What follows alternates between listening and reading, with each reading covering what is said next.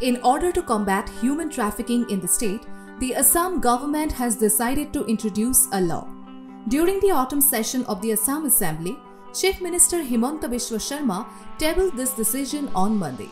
During the assembly, Chief Minister Himanta Biswa Sarma said, "An incident of a child taken outside the state for employment amounts to human trafficking.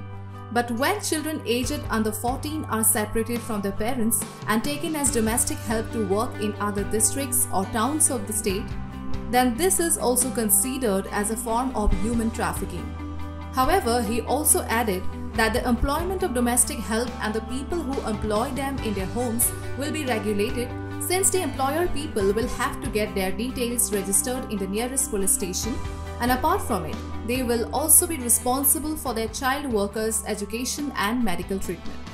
The government of Assam has anti-human trafficking units operationalized in all districts of Assam to effectively fight human trafficking, specifically women and children. News Desk Report, Force 24/7.